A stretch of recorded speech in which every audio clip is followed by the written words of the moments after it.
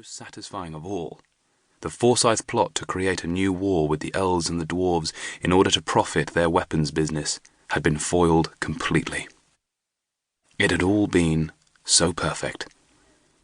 Until Fletcher's past came back to haunt him.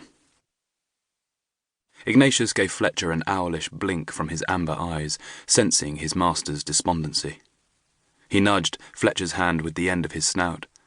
Fletcher gave him a half-hearted swipe, but the demon dodged out of the way and nipped the tip of his finger. All right.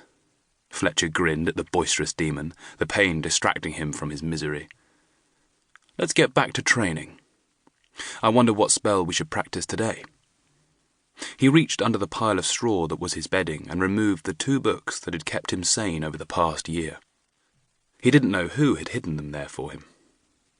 Only that they had taken a great risk in doing so.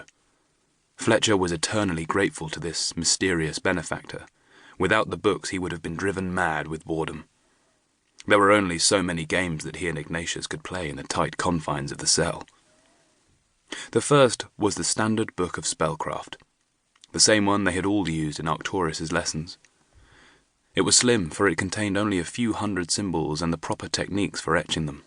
Before, Fletcher had only been vaguely familiar with them, so he could pass his exams, preferring to focus on perfecting the 4 main battle spells. Now, he was able to picture every single symbol from memory and could etch them in his sleep.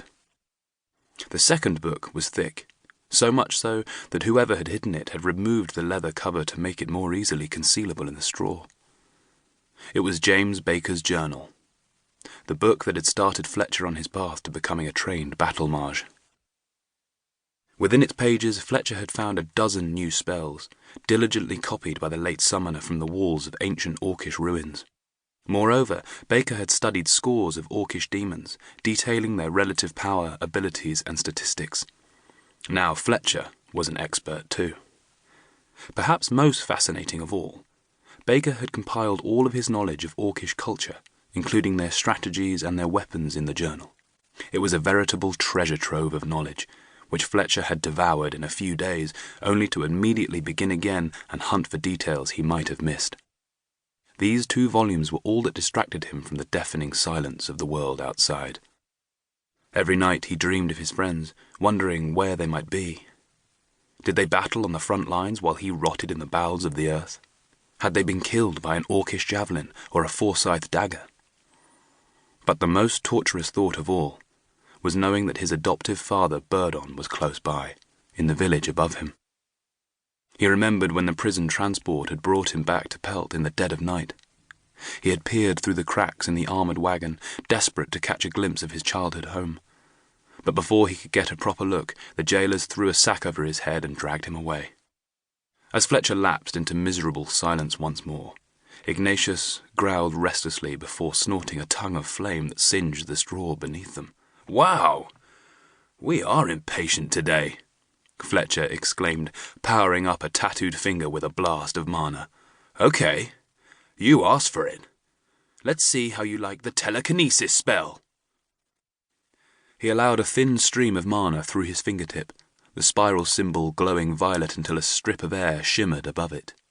Ignatius began to back away, but Fletcher whipped his hand at the mischievous demon, curling the ribbon of energy around his belly and flinging him upwards.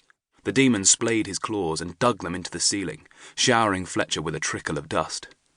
Before Fletcher had time to react, Ignatius hurled himself down, twisting in mid-air like a cat with his claws and tail spike pointed at Fletcher's face.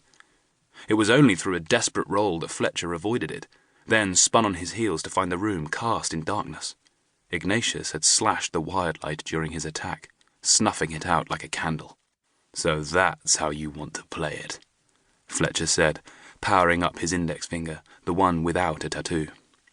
This time he etched in the air, using one of the rarer symbols he had learned from Baker's journal. He twisted his finger so it was pointed directly at his face. The cat's eye symbol looked almost exactly like its namesake, a thin oval within a circle. Through trial and error, Fletcher had learned the spell had no effect until its light was shined into his retinas.